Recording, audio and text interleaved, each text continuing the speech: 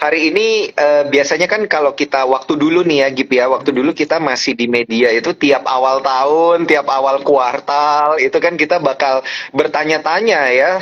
Ini kalau kalau apa tuh namanya kalau di TikTok tuh bilangnya kamu nanya. Kita kamu bertanya-tanya, ya iya, kita pengen bertanya ini ya tentang gimana kondisi makroekonomi di tahun 2023 gitu ya. Kalau saya sih ngelihatnya 2023 Indonesia bakal tetap kuat nih. Kalau dari Gibran gimana nih melihat dari berita-berita yang terkait belakangan ini? Kalau dari aku sendiri sih lihatnya kalau secara fundamental ekonomi kita tuh bakal baik-baik saja. Apalagi dengan melihat kan dari porsi untuk trade Mm, kita dari luar itu kan nggak sebanyak domestic consumption menjadi penopang pertumbuhan ekonomi kita atau GDP kita. Nah makanya kalau memang terjadi ketidakpastian secara global atau mungkin terjadi ya dalam artian resesi atau krisis secara global karena kita hubungannya dengan global nggak terlalu banyak ya, nggak sebesar negara-negara lain seperti Singapura dan negara-negara lainnya, ya kita mungkin dampaknya mm, terdampak tapi kecil gitu kan. Apalagi mungkin kalau global juga masih terjadi inflasi yang cukup tinggi, mungkin kita bakal dapatnya imported inflation ya kalau menurut saya kayak gitu tuh. Oke oke oke. Wah, ini menarik banget ini. Dan kita udah boleh invite ya, ini narasumber utama kita ya, Gip ya. Boleh Biasanya boleh dulu boleh. kalau di media, ini kita nanyanya di media nih ya. Ini sama senior ekonom dari Sukor Sekuritas ada Mas Ahmad Mikael. Sekarang di layar Cuans dan juga di layarnya Sukor Sekuritas kita akan memberikan pertanyaan-pertanyaan yang sama terkait dengan makroekonomi di tahun 2023 akan seperti apa. Saya langsung invite aja, ada senior ekonom dari Sukor Sekuritas, ada Mas Ahmad Mikael, karena tujuan kita sama ya, Gip. Kita pengen Benar, mengulik-ngulik nih ya, di 2023 ini akan seperti apa nih kondisi ekonomi benar. Benar banget. di Kita mau Indonesia. kulik-kulik. Ya, jadi memang kalau kita lihat dengan pasar hari ini tuh kan merah ya kodanya. Jadi Iya, karena ada beberapa betul. kan kayak misalnya IMF lihat juga ekonomi global itu lebih khawatir. Nah, ini kan yang membuat investor apalagi utamanya foreign tuh agak cenderung lebih wait and see mungkin ya di 2023 ini. Dan juga ini kalau lihat dari sisi nilai transaksi kan memang masih minim ya dari awal tahun ya, Benar, masih banyak setuju banget. ketakutan-ketakutan. Dan kayaknya ini para trader-trader besarnya ini sepertinya belum balik dari liburan ini, Gip. Benar.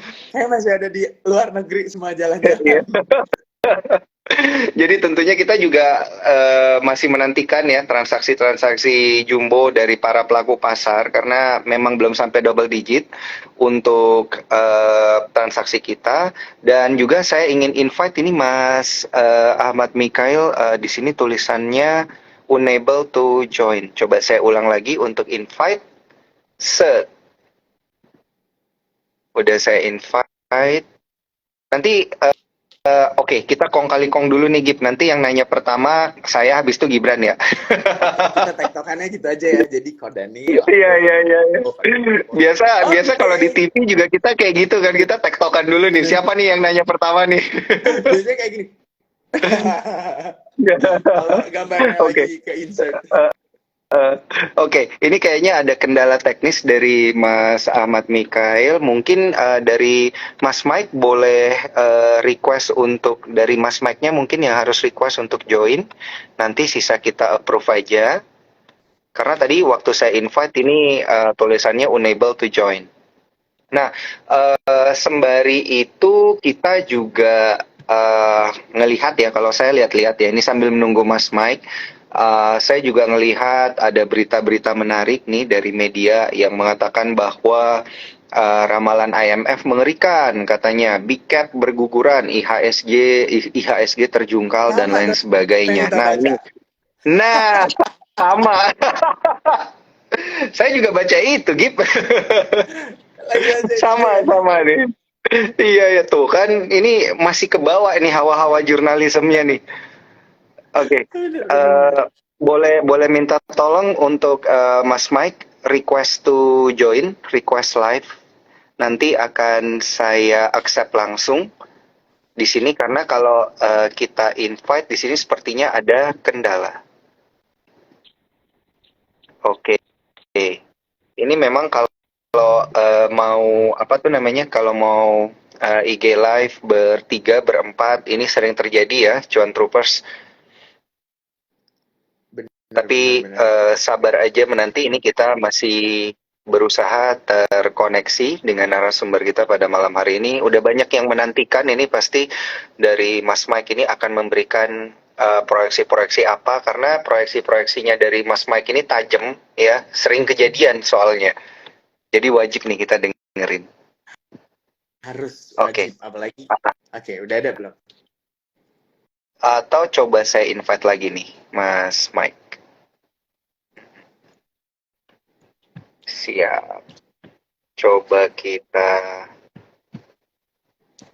mencoba untuk terkoneksi terlebih dahulu. Selain ada ramalan IMF, di sini kalau saya lihat berita-berita yang paling banyak kena hit hari ini emang sih koreksi 1,1% gitu ya. Kemarin saya ngobrol-ngobrol sama Bro Bernard episode spesial ya untuk T-Talks di awal tahun.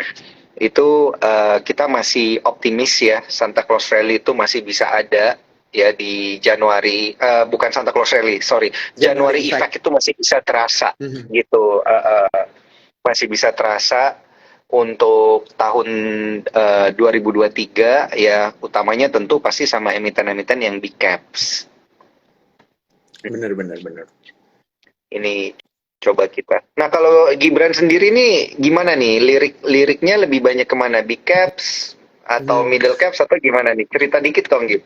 Mungkin kalau di kondisi kayak gini, IHSG-nya sunyi, terus juga banyak koreksi di saham-saham big caps, bagi orang yang investing banget gitu ya, ini adalah waktu untuk buy mungkin ya. Jadi pelan-pelan still buy gitu di saham-saham big caps yang lagi diskon. Kapan lagi gitu ya, lihat saham-saham big caps diskon gitu. Tapi bagi yang tipikalnya kayak trader, kayak aku, atau mungkin scalper gitu ya, ini ya lebih sukanya memang cenderungnya second dan juga third liner gitu kalau kita lihat. Tapi kan memang kalau transaksinya di second atau third liner, kita juga tahu kan risknya lumayan gede gitu. Makanya kita benar-benar mengelola risknya dengan baik dan benar kayak gitu aja sih. Iya. Memang sih setuju sih kalau kondisi marketnya lagi kayak gini itu mengelola risiko itu menjadi penting ya. Kadang-kadang kan kita harus tentuin stop loss yang benar gitu ya.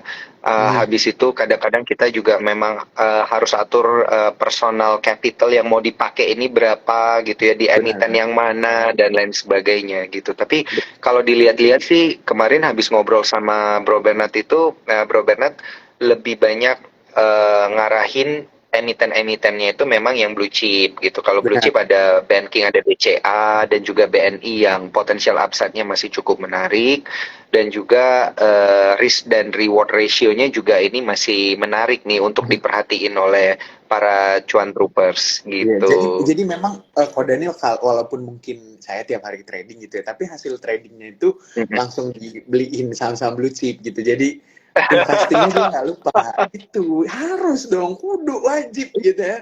Karena jadi benar.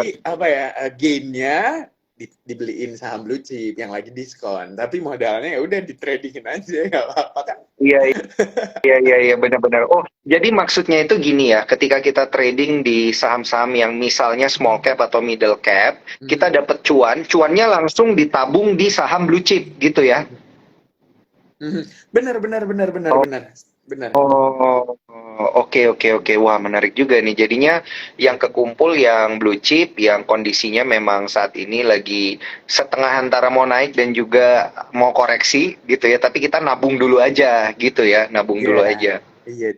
Tapi memang money manajemennya juga harus ini sih, kalau Daniel diatur baik-baik. Yang biasanya lumayan berani gitu ya, mainnya langsung all in banyak gitu kalau trading. Tapi ini atur duitnya tuh benar-benar pelan-pelan gitu. Jadi risknya benar-benar dikelola dengan baik.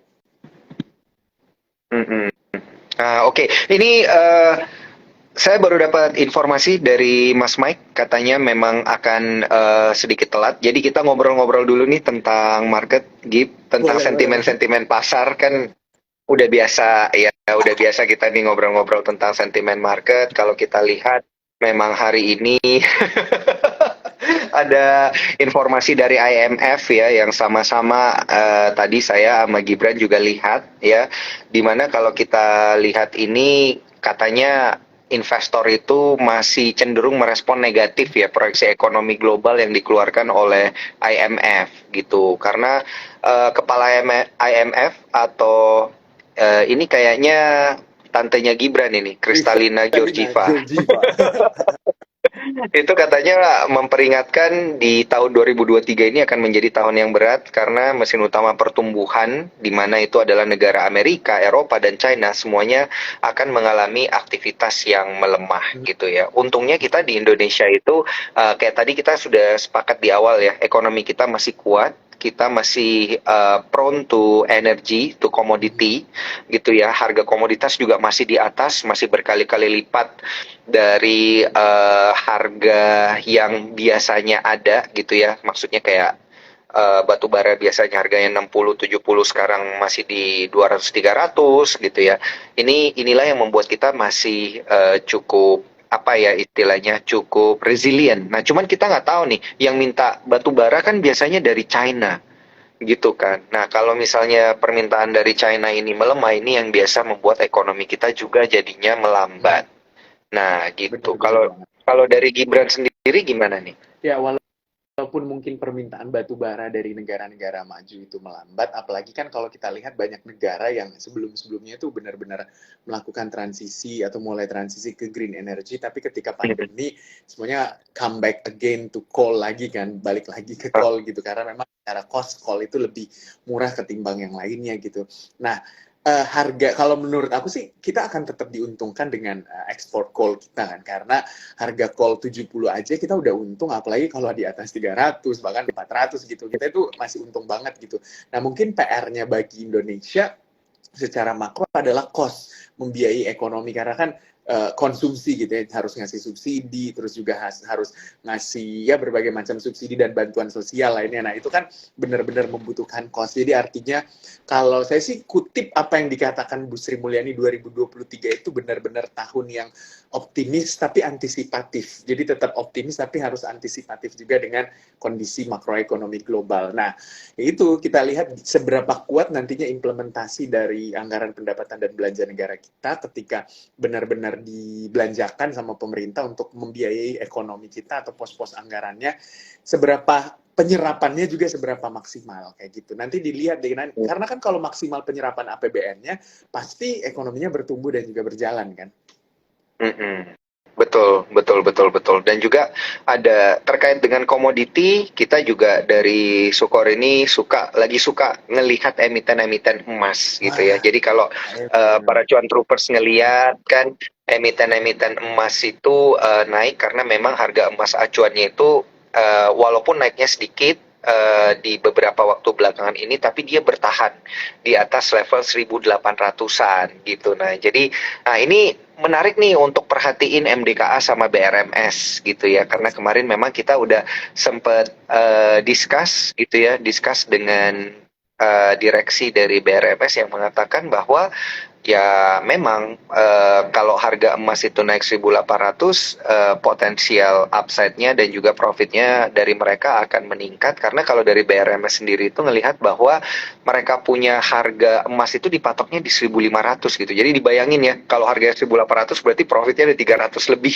300. gitu untuk nah ini yang menjadi alasan gitu ya, kenapa sih pada akhirnya kemarin kita lihat BRMS sempat naiknya double digit gitu ya, dari 160-an ke 170-an gitu. Benar-benar. Jadi ini bagus untuk trading juga ya, karena volumenya menarik. Kalau kita lihat untuk emiten BRMS, untuk emiten emas-emasan, MDKA juga menarik. Diperhatikan ini di call juga nih, dibisikan Bernard ya, kalau teman-teman yang mendengarkan itu yang di call itu MDKA dan juga BRMS. Nah, bagi para cuan troopers yang belum bertransaksi dengan menggunakan aplikasi Spot by Sukor Sekuritas, bisa dengan mudah bergabung melalui ifom.sukorsekuritas.com atau download dulu aja aplikasinya Spot by Sukor Sekuritas di Apple Store dan juga Play Store, karena kalian bisa bergabung melalui aplikasi tersebut gitu ya. Dan juga kalau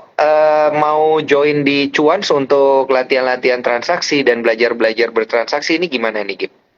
Caranya download aja aplikasi Cuan, terus nanti tinggal isi semuanya. Terus di situ kan juga kalau mau buka Sukor kan bisa kan langsung ke link masuk ke Sukor juga. Nah, pokoknya Cuan Troopers itu nggak rugi kalau transaksi pakai Sukor Sekuritas. Anti nge-like club. Mantap, mantap. Bener kan? Dan untuk kalian yang benar-benar dan untuk kalian yang menyaksikan Instagram Live pada malam hari ini dan screenshot Instagram Live kita pada malam hari ini, tag ke Sukor Sekuritas, tag ke saya, tag ke Gibran, tag ke Join Cuan, tag juga ke Mas Ahmad Mikail gitu ya. Banyak yang bisa di tag pada malam hari ini. Kalian bisa mendapatkan paket awal tahun, paket hadiah awal tahun dari Sukor Sekuritas. Nah, itu berupa Sukor Coffee. Jadi paket Sukor Coffee itu di Aku dalamnya dapat tuh, aku ada, dapat. nah, mantap, ada 2 pack di dalamnya ya. Satu kopi yang masih dalam bentuk biji kopi, satu yang dalam bentuk kopi bubuk gitu ya. Itu udah di customize buat kalian semua yang suka trading sambil minum kopi gitu. Jadi gampang, screenshot aja, kalian akan dapat nih paket kopi-kopiannya. Oke. Oke, kita masih update sedikit nih terkait pergerakan market sambil menunggu Mas Mike. Saya ngelihat di sini juga ada berita-berita menarik ya. Kalau kita perhatiin ini Gip, untuk target ekonomi dari ini ada berita nih dari CNBC nih, target ekonomi Jokowi selalu meleset salah siapa. Nah, gitu-gitu ya. Banyak informasi-informasi terkait dengan pertumbuhan ekonomi yang ini juga data-datanya bisa kalian lihat melalui media-media lain juga bisa dilihat gitu ya, dan proyeksi-proyeksi ke depannya seperti apa. Nah, tapi yang menarik untuk diperhatikan di awal tahun ini adalah ternyata tahun baru Imleknya itu juga di bulan Januari nih, Gip. Gitu ya. Jadinya kalau kita dulu presentasi di media ya, biasanya kan kalau tahun baru Imlek itu yang menarik diperhatikan tuh emiten retail gitu ya, Gip ya. Benar, benar. Karena kan Mhm. belanjanya gitu kan ada kenaikan. Jadi biasanya momen Imlek, Natal, terus Lebaran itu kan emiten-emiten retail dan juga emiten consumer itu kan naik-naik gitu tuh. Nah, ini mungkin menarik juga diperhatikan. Sama biasanya tuh kalau momentum Imlek itu tuh para sobat-sobat cuan atau cuan troopers tuh nyari kan